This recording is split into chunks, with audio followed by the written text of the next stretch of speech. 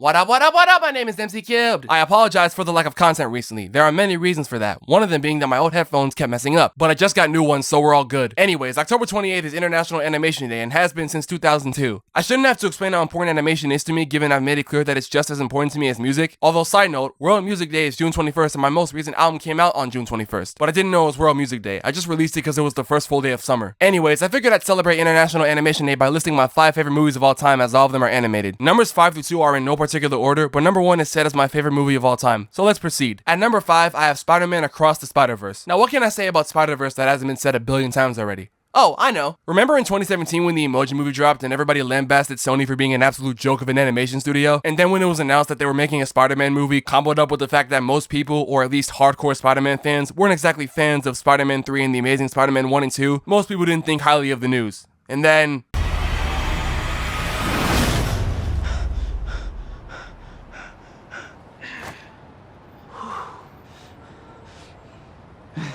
Sony quickly cemented itself as a leader in modern animation, with quite a few subsequent movies taking influence from the style of Spider-Verse. Of course, with the ending hinting at a sequel and it being outright confirmed that we were getting a trilogy, Spider-Man Across the Spider-Verse was released on June 2nd, 2023, and Spider-Man Beyond the Spider-Verse was supposed to release on March 29th, 2024. But unfortunately, nobody respects animation, so that didn't happen. But yeah, Across took everything that made everyone love Into so much and amplified it by miles. Pun not intended. I think my favorite thing about Spider-Verse is how they incorporate the music, especially hip-hop and trap. It feels like whenever a family-friendly or kid-friendly movie has hip-hop, they make it as cheesy and corny as possible, almost like a parody, but literally every single song from both movies is actually amazing. Into had Sunflower, which is literally the first song to go double diamond, aka sell 20 million certified records. They got Sway Lee back for the Across soundtrack, but I'm kinda disappointed that Post Malone didn't come back too, although they did reuse his cameo from the first movie.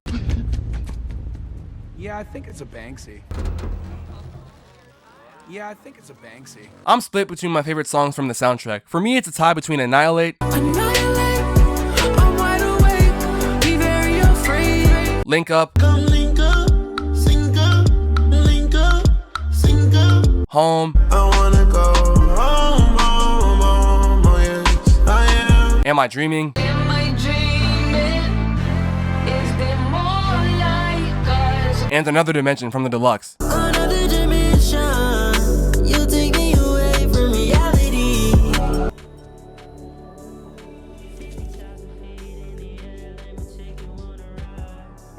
I think my favorite part about the music aspect is the fact that Metro Boomin, who's arguably one of the best, if not the best, modern day musicians, and the person in charge of making music for Across, had a cameo as this Spider-Man.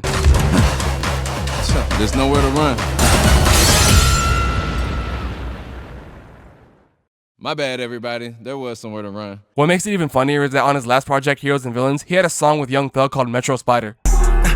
Metro, bought me a paint from bezel. Spider, please dismiss these writers. But yeah, everything about Across is amazing, and I'm looking forward to seeing Beyond 1/if it finally comes out. At number 4, I have the Lego Movie, another project with Phil Lord and Christopher Miller attached. They make good stuff, don't they? Anyways, what makes the Lego Movie special for me, at least the viewing experience, is that when I went to go see it at my local theater, there was a section of the theater that I had never gone to. It was sort of like the back rooms, and seeing the Lego Movie was my first time I had gone back there. The experience was awesome. Literally. Everything is awesome. Everything is awesome. Everything is awesome.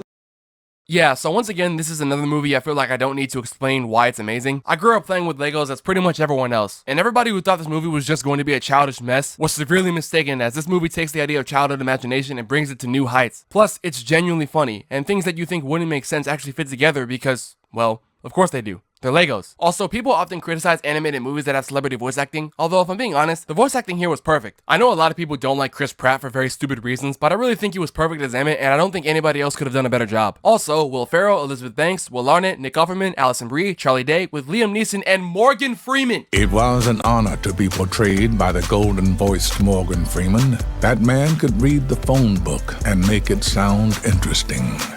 555-3492.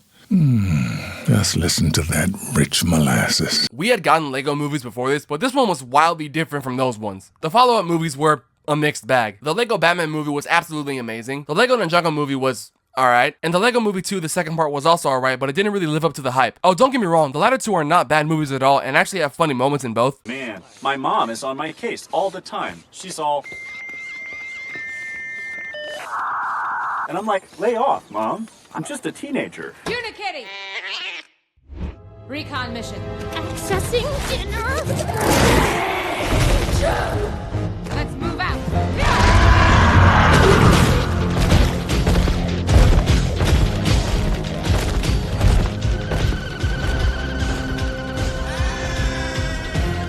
But the first movie is without a doubt a masterpiece, and the fact that it wasn't nominated for Best Animated Feature at the Oscars just shows how much the industry hates animation and how much they've been out of touch for years. Also, Piece by Piece is incredibly underrated, and I encourage anybody who hasn't seen it to go and watch it, because I personally think, despite it being a documentary, it lines up perfectly with the energy and creativity of the Lego Movie. Piece by piece, piece by piece, piece by piece, piece by piece. At number 3, I have Pocahontas. Pocahontas is extremely special to me. When I was a really little kid, I would often watch Pocahontas on DVR and cable. And oftentimes when we go to the end credits, my sister would skip the song If I Never Knew You and would go straight to Colors of the Wind, which really got on my nerves. To the point where I asked my dad if he could get Pocahontas on DVD for me so I could watch it by myself without my sister doing that. And after repeatedly asking him, one day he surprised me with a new SpongeBob lunchbox because I needed a new one for school. And when I opened it, the Pocahontas DVD was right there. I immediately went home and went to the credits to hear both songs. But something was different about them. They seemed longer. And that's because the DVD my dad got for me was the 10th anniversary edition, complete with a second disc. On the 10th anniversary edition of Pocahontas, one of the cool new things about it is that the song If I Never Knew You is placed back in the movie. If I never knew you, if I never felt this love, I would have no inkling of how precious life can be. Originally, it was cut because test audiences didn't like it, but you can still hear the end credits version. If I never knew you, if I never felt this love, I would have no inkling of how precious life can be.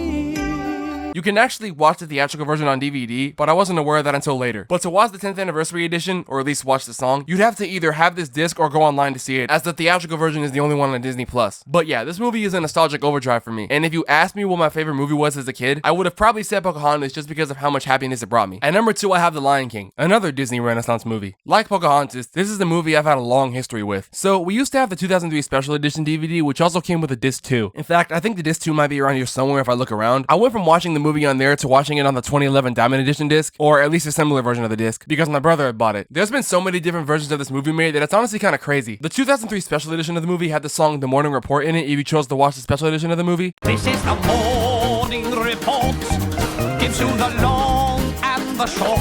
That song was originally written for the Broadway version before it was added to the 2002 IMAX theatrical release, which is a special version on the 2003 DVD. Even the credits are different across all the versions. For example, the original theatrical release had the credits going up in a singular column. The special edition had the credits as stills. And the Diamond Edition, which is the most recent edition on Disney Plus, had the credits going up in 2 columns. And that's just looking at those 3. I could go even deeper and talk about how there are different versions down to the minute details, but I think this is a testament to how much love and care was put into this movie before, during, and long after it was made. I don't love this movie more than I love Pocahontas, but you can see why so many people consider this to be Disney's best. And at number 1, my all-time favorite movie in the history of cinema is WALL-E. This movie is the epitome of still holds up to this day. This movie came out in 2008, and yet the beauty and love in this movie still shines over 16 years later. I used to heavily want the sequel to this movie, but now I'm glad that it didn't because this movie stands tremendously on its own. Although seeing WALL-E referenced during an animated short would be nice. Like, imagine a short about his life after the Axiom landed back on Earth. We do get that in the credits, but to see him back fully animated will be nice. Speaking of credits, can we talk about how underrated this song is? We're coming down to the ground. There's no better place to go.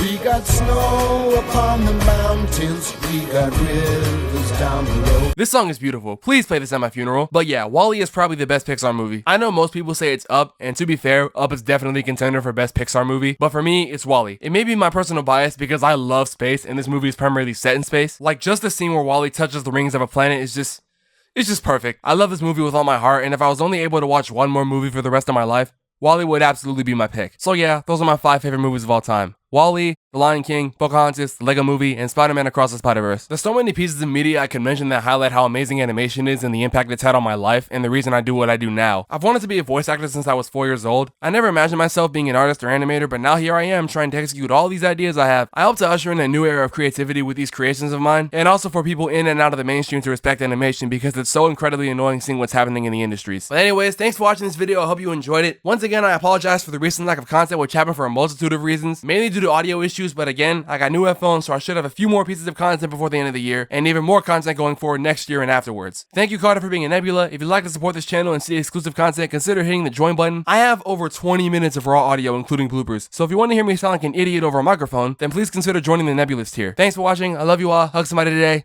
Bye.